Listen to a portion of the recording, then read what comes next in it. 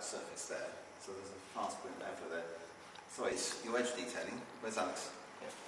Well, we saw. You had a fast airflow around the edge. Yeah. You were influenced by it because you had a wing shape. Our form is basically derived from it, using it to kind of like aerodynamically funnel the wind through the centre of the two towers. You put wind turbines at the top, I saw. We've got them all the way through. Like this is, they go. You see up here. They go like on lines following the form down through the centre, and there's like 4 sections through. So space, because we use these space called. Would they not work more efficiently in a zone like that when you've got the wind coming through as opposed to down here in this zone where it's kind of blocked?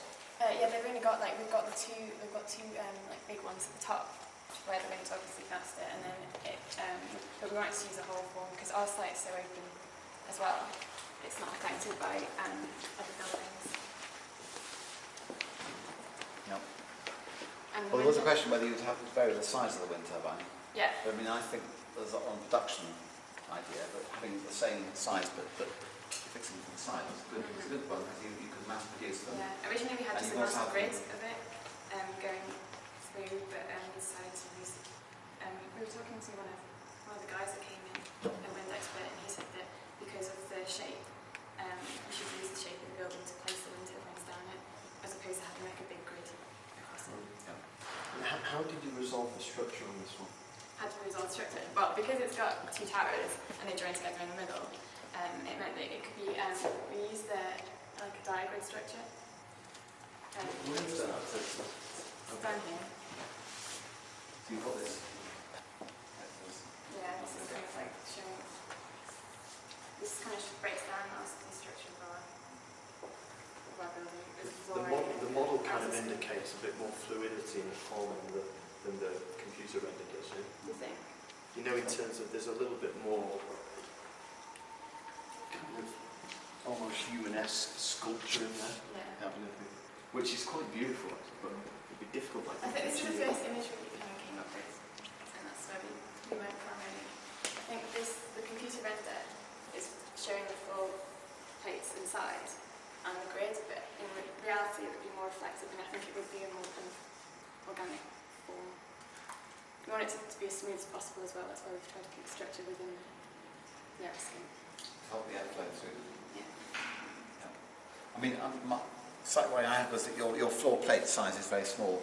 At the top, when you have a double skin facade, and maybe there's been a bit of kidology. We've been sort of lulled into loving the shape, but we haven't really tested you hard on the floor plates. Well, yeah, we worked really hard making the floor plates work, because obviously we had kind of a different shape building than anyone had really, and so we had to make sure everything could fit and it would work like economically.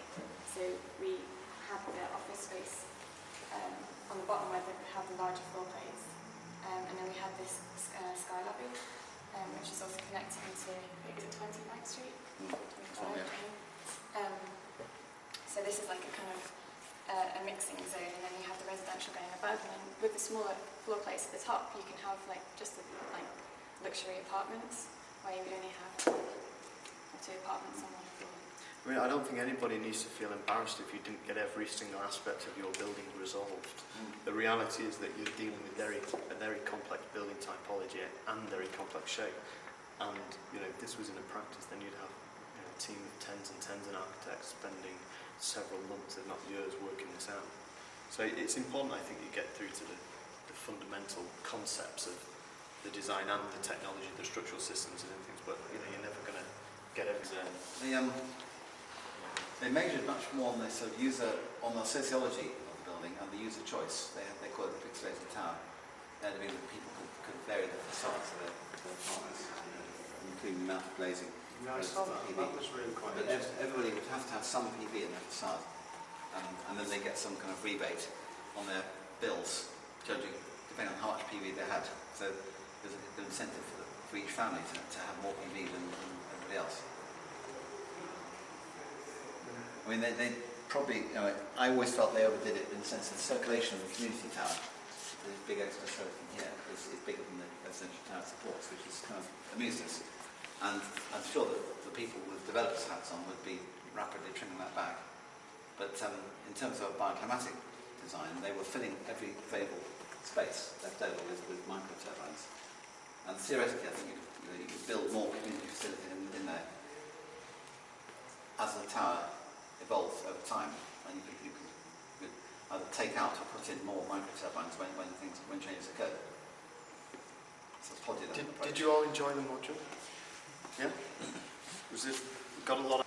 Well, I mean, one thing I just wanted to put across to you today is in terms of thinking about your future and what we're going to do in the future. I mean, in a minute, most, if not all of you, are probably thinking, get this thing called architectural education finished with and get a job in practice and so on and so forth. But if you're really interested in this kind of work, there are alternative career paths for some people. And certainly my job, my role now as director of the council, I'm finding the whole world is opening up to me personally, our organisation, in terms of opportunities. And to give you this guy as an example, Phil sat my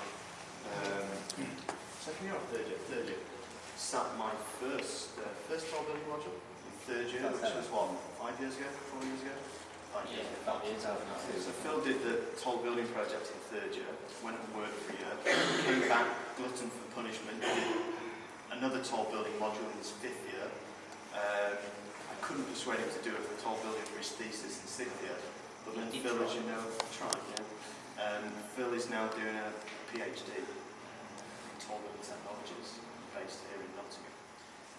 And Phil is getting very instrumental, not only in the tall building teaching and research group, but also in the council. He's helping us a lot, what goes on. If you don't know a great deal about the council, you can look at the website. I mean, one of the, probably David's told you, but the thing that's top of my radar at the minute is our 8th World College, which is going to be in Dubai next year, March. And we've invited people like Al Gore, Ken Livingston, so it works from the political level to the city level and then to the tall building level. So Ken Yang is one of the keynote speakers. We've invited Rem Koolhaas, various other people, Richard Rogers. So that's going to be a fairly big lineup for that. But I guess what I'm trying to say to you is, if anyone fancied pursuing a kind of master's degree or possibly even PhD in research, or feel that they wouldn't mind a stint in Chicago helping out with the council or whatever, then stay in touch with me, or get in touch with me, stay in touch with me, and tell me what you're about, because I'm always looking for people that are highly motivated to kind of match against these opportunities we have for funding. Lego said about this platform.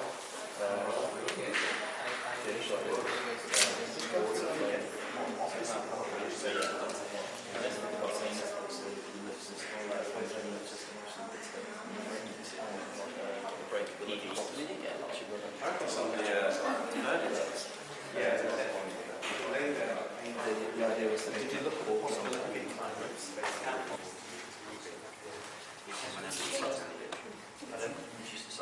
Yeah, or even just say, well, that's for big office floors, like, that would attract, a bank or somebody to come in and take that, take his own, and that would be a major economic boost to the building. But up here, where you've got a school, residential, different things happening, so that void could have, come in and out a little bit, just to reflect that. Because although it reads brilliantly, you spoke from one area where you leave yourself up to criticism. If you actually did a study of what the usable efficiency of that building is, it's probably 20%. When you take out your cores and your void, now, most built towers are somewhere in the region of, say, 60 to 75% usable efficiency. The converse bank, which is probably as inefficient as it gets in terms of space, is given over to institutions, that still operates at about